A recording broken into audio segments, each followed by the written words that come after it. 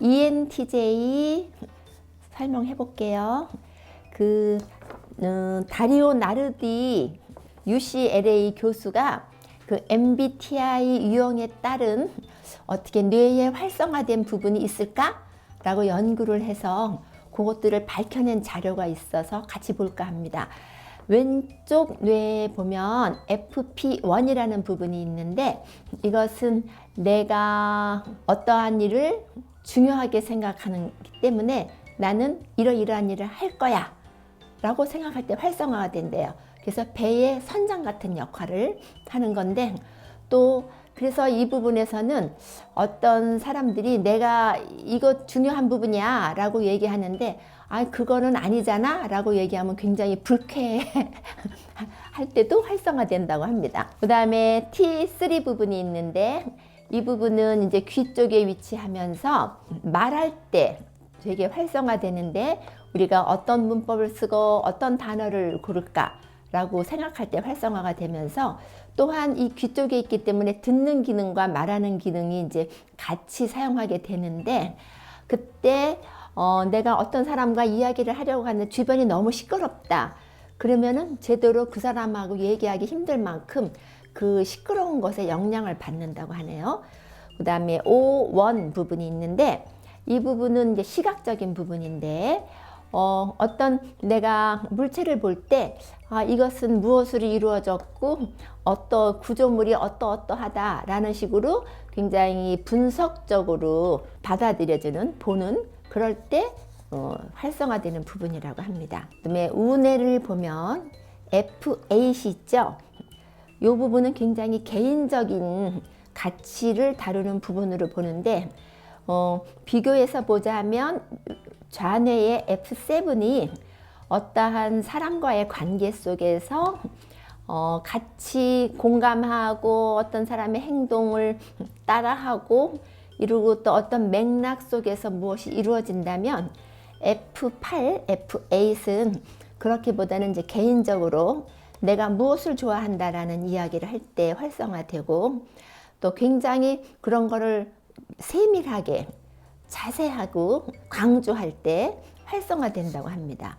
그래서 이 F8 부분이 재밌는 부분은, 우리가 어떤 사람들이 호수 그러면 사람들이 물, 보트 이런 거를 떠올린다면, 독특하게 호수 그러면 물을 떠올리면서 나는 돌고래 이런 반응을 보일 수 있대요. 그렇게 엉뚱한 부분이 있을 수도 있다라고 보여지는 거겠죠. 자, 이분들이 받은 선물들, 내가 태어날 때 이렇게 큰 선물 보따리를 받았는데, 그것들은 굉장히 활동적이고 아주 솔직한 사람들이고 결정력이 있고 통솔력이 아주 있어요. 그래가지고 논리적이고 분석적이다. 또 이분들의 아주 큰 장점으로는 사람들을 모아서 이게 아주 조직화시키는데 아주 타고난 재주가 있다고 그래요. 조직을 만드는데.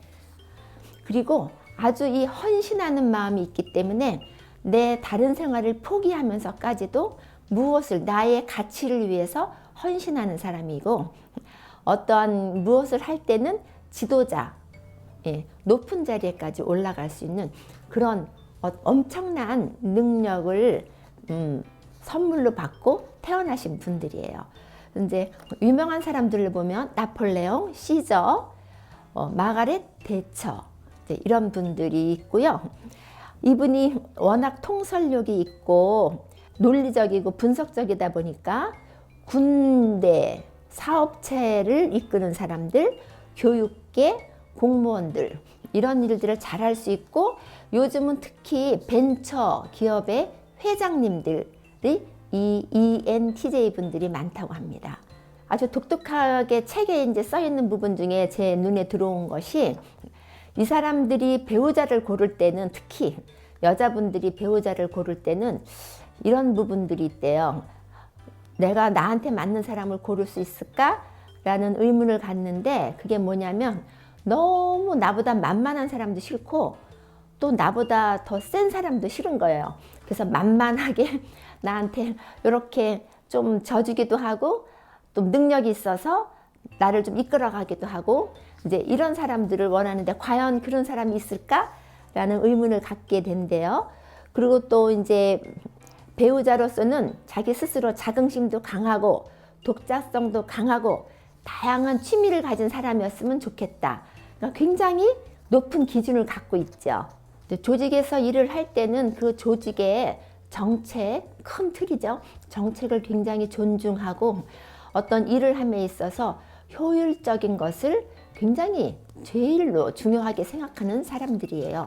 조직에서 일하면서 최고 지도자 자리에까지도 이제 가게 되는데 그 조직의 정책을 굉장히 중요하게 생각하고 다른 사람들이 이 정책에 따라주기를 바라죠.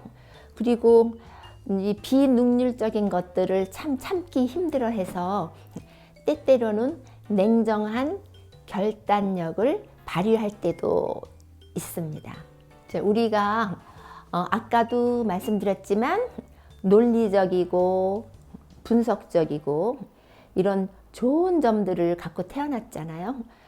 그런데 이제 이 다이아몬드를 보게 되면 여러 가지 면이 있죠. 논리적이고 분석적인 면도 있지만 조금 더 천천히 개발되는 부분도 있다고 보는 거예요.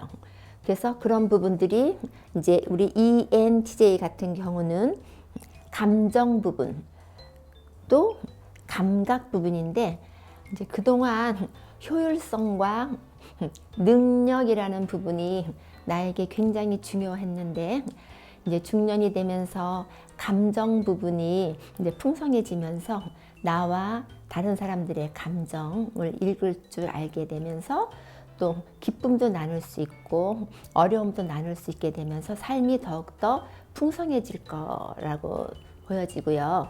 또한 그 감각 기능을 개발하면서 내가 이루고자 하는 목적 의식을 조금 더 내려놓으면서 현실적으로 가능한 부분과 또 힘든 부분들을 객관적으로 이렇게 보는 그런 부분도 보완되면서 진짜 이 다이아몬드처럼 영롱하게 반짝반짝 빛나는 정말 성숙한 삶을 누릴 수 있게 되리라고 보여집니다.